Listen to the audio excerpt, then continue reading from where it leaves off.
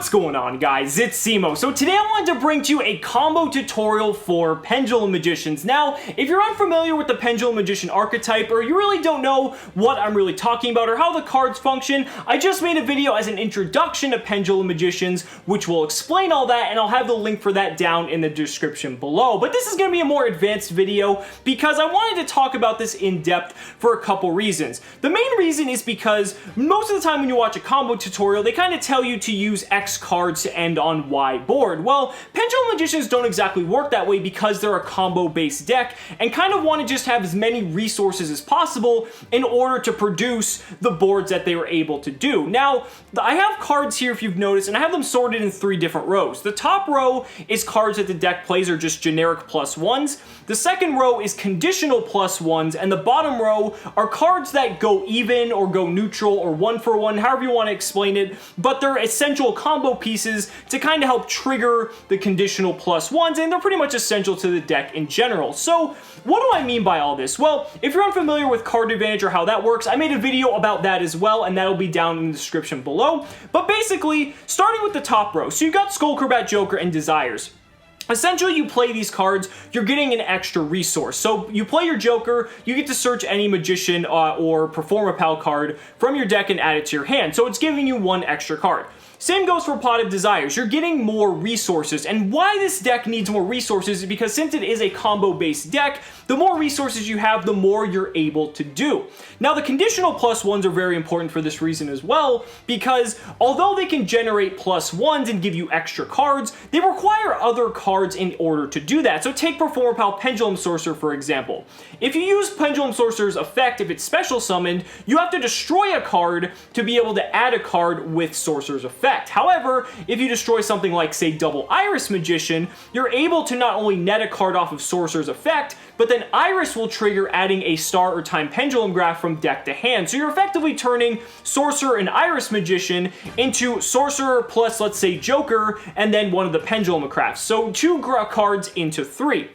Harmonizing Magician's the same way. It does summon a card, but you do need to have it Pendulum summoned, which Pendulum summoning requires you to have 2 cards in your scales, but it's going to net you that +1 when you do Pendulum summon it to the board.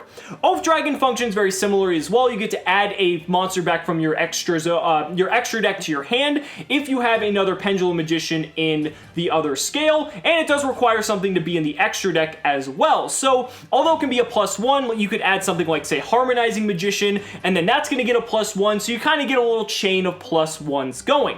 And then you get to cards like Astrograph Sorcerer and Star Pendulum Graph. These are cards that require destruction effects in order to be played, but they are going to net you +1s if that condition is met. So for instance, if you have, say, something like Double Iris Magician destroyed while you either have Sorcerer in your hand or Pendulum Graph on the field, you're going to get the card that's added off of Iris Magician being Star or Time Pendulum Graph, but then Sorcerer is going to summon itself and add another copy of Iris to your hand, or Star Pendulum Graph's going to trigger, allowing you to add another Magician card from deck to hand. So you can kind of see how it's like a puzzle almost. You're trying to figure out, how can I resolve as many of these 7 cards here in the top row in a turn as possible to generate as much advantage as possible, because the more cards you have, the more you're able to do with this deck. And then the bottom row is just all the main Magicians, and essentially a lot of the cards that trigger a lot of the effects in the middle row. Wisdom Eye being the best one, because if you have Wisdom Eye, you pretty much just need any other Magician, and then it can trigger stuff like Sorcerer, Star Pendulum Graph, and things like that. So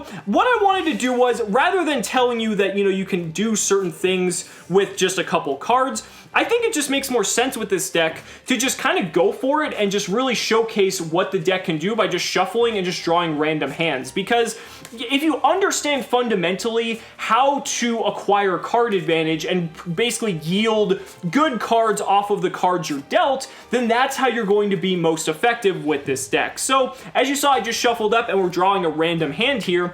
Okay, so this is actually a really interesting hand. And it's actually a really good hand as well. So we have 2 copies of Joker, which is a bit unfortunate, but the other cards we have are extremely strong. So what I want to do is, I'm actually going to start off by normal summoning Joker here, and we're going to add Pendulum Sorcerer to our hand. Now from there, what I want to do is I want to go ahead and place Wisdom Eye in the Pendulum scale, and we're going to use Duelist Alliance. Now this is going to allow us to add any Pendulum card to our hand, and I'm going to get Star Pendulum Graph. Now Star Pendulum Graph is just going to go in place here, and then we're going to place Double Iris Magician in our other scale. We're going to use Wisdom Eye's effect to destroy itself and place another card in place. In this case, I think we'll go with something like, let's say, oh, we could go with Oath Dragon Magician, I guess. You can also go Purple Poison here as well. I don't think it really matters too much, but let's just go with Oath Dragon for this case. Star Pendulum Graph is now going to trigger, and I'm going to put these here just so you can see what's in our hand. And now we get to add Harmonizing Magician to our hand as well. So this is already looking pretty good if you see where this is going. So next what we're going to do is we're going to Pendulum Summon, since we have 2 through 8. We're going to Pendulum Summon out our Pendulum Sorcerer, as well as our Harmonizing Magician and the Wisdom Eye Magician that is in the extra deck.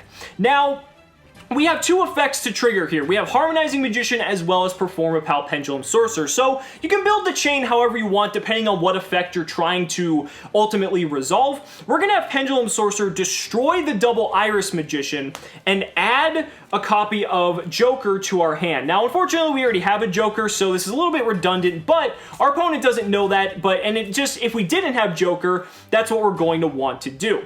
And then Harmonizing Magician is going to trigger, which allows us to special summon another magician to our field. So in this case, I think what we're going to go ahead and do is, I think we're going to go with something like Purple Poison Magician.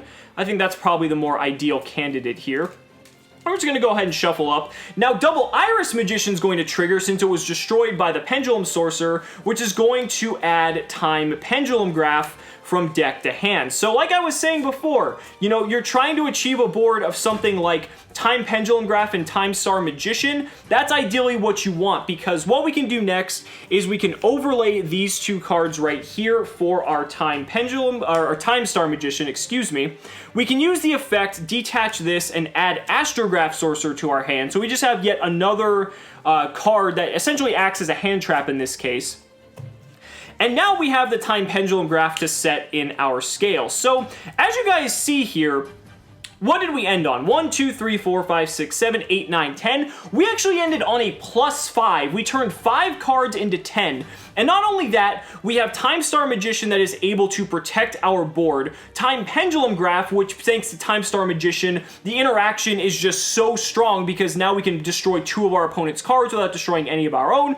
Purple Poison Magician is just sitting here, which is ideal because now if, you know, anything were to happen to the Purple Poison Magician, it's able to take something down with it, even though it might get banished if it gets destroyed. We're going to try to see if we can make Time Star Magician protect it and possibly use it next turn. If something leaves the field, Star Pendulum Graph's going to trigger. We have Astrograph Sorcerer in the hand for when something gets destroyed.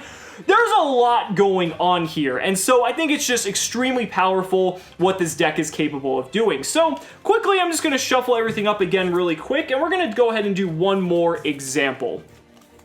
And like I said, while I'm shuffling up here, your ideal board that you're going to ultimately want to end on every single time is Time Pendulum Graph and Time Star Magician. That's kind of like if you have your bread and butter board that you want to be ending on, this is what you want it to be, just because Time Pendulum Graph is your ultimate form of disruption, and without it, it makes it a little bit difficult. Man, if that Joker was another Pendulum Magician, we would have been set. We could have done some even more things, but that's okay. All right, so drawing another hand here. Okay, this is a hand with Wavering Eyes. Ooh, and we have Double Iris Magician. And we got Harmonizing Magician. Okay. So this is an interesting hand. What I want to do is first with this hand, I'm actually going to go ahead and Pot of Desires because nothing else that we really have is going to matter too much. Hopefully we don't banish both of our Time Pendulum Graphs, but if we do, you know, it's kind of just something we have to deal with because our hand is we need as many resources as we can for this hand to do anything, and it looks like we only banished 1, so it looks like we're good to go. Now let's see what we drew. Okay, so now this actually makes things a little bit better. So from here, we have some things that we can do. So how I would play out this hand is I would go ahead and use Star Pendulum Graph, we would play Double Iris Magician as well as Harmonizing Magician in our scales, and then I would go ahead and just Wavering Eyes both of those away. So both of these are going to get destroyed. Wavering Eyes is going to resolve. Our opponent's going to take damage, and we get to add a Pendulum card from deck to hand. So in this case, we're going to go ahead and add Joker, which is obviously ideal here just because we want to just get that normal summon. Now, we have two effects that trigger. Star Pendulum Graph is a mandatory effect, so that's Chain Link 1, and Double Iris Magician is Chain Link 2. So, Double Iris Magician is going to resolve and get Time Pendulum Graph to hand, and then Star Pendulum Graph is going to resolve as well, and in this case, I think we can go ahead and get something like Wisdom Eye Magician, and it looks like we're going to be pretty good to go from there. Now from here, we can normal summon the Joker. Joker's effect's going to activate, and we can grab pretty much anything we want at this point. We banished two of our Jokers, so Pensork is actually not ideal in this case. What I think I would just go ahead and grab is probably something like a low scale, maybe like Black Fang Magician, just because we pretty much have everything else we need at this point, so we should be set to go. So from here, what I would do is I would probably go along the lines of something like, let's say, Black Fang Magician, and let's go for, I mean, we can even go for Wisdom Eye here just to crack the Wisdom Eye and get something else out of the deck, just to thin a little bit. You know, we can put Purple Poison here just because we can, and it just thins our deck a little bit so we get some better draws. So now we're going to go ahead and Pendulum Summon since we have 1 through 8. So we're going to go ahead and summon Harmonizing Magician, Purple Poison Magician, and we're going to put any of these guys in here as well. We can go ahead and put Double Iris just up there. So that gives us all of these guys here. Harmonizing is going to trigger like it should, and we're going to summon, we can just go ahead and go for, you know, Double Iris again. It really doesn't matter. We already have our Pendulum Graphs online, so it's no big deal. But we're able to do something a little bit different here. So we're going to sync the Harmonizing Magician and the Double Iris Magician into Psyframe Lord Omega. And the reason for that is because now we can use Omega's effect, get it out, and now our opponent's down to 4 cards left in hand. With our remaining 2 monsters, we can now overlay them for Time Star Magician. We can use Time Star Magician's effect, probably put the Purple Poison in Grave in case we want to do something with Black Fang later on, and then add Astrograph Sorcerer to our hand, if assuming we have any left. Looks like we banished them off Desires, but that's okay, that happens sometimes. So, in this case, I mean, you can add, you know, anything you want, really, as long as it's just a Dark Spellcaster. So, in this case, I guess we can just go with another Harmonizing for next turn, assuming our scales stay up. So, ultimately, we can just set our Time Pendulum Graph. And where did we end? Well, we ended with 1, 2, 3, 4, 5, 6, 7, 8 cards, so we only went +3. However, we ripped a card out of our opponent's hand with Omega. Time Star Magician is established, as well as Time Pendulum Graph, so Time Star is protecting our scales, meaning that as long as they stay until next turn, Harmonizing Magician can be Pendulum summoned out and we can continue our plays. Purple Poison can pop something if need be. Star Pendulum Graph's probably going to trigger at some point. So we're looking really, really good. So guys, this is kind of just what I wanted to demonstrate for you, how the Pendulum Magician deck functions. And if you understand the fundamentals of card advantage and really how to get as many cards as possible, then you can do some really amazing things with this deck. So guys, thank you so much for watching the video. Be sure to like the video as always. Subscribe to the channel for more amazing Yu-Gi-Oh content. And if you found this video helpful, consider backing me on Patreon, because just by pledging only $1 a month, you're investing in my ability to continue bringing you amazing Yu-Gi-Oh content. So thanks so much again, and we'll see you next time.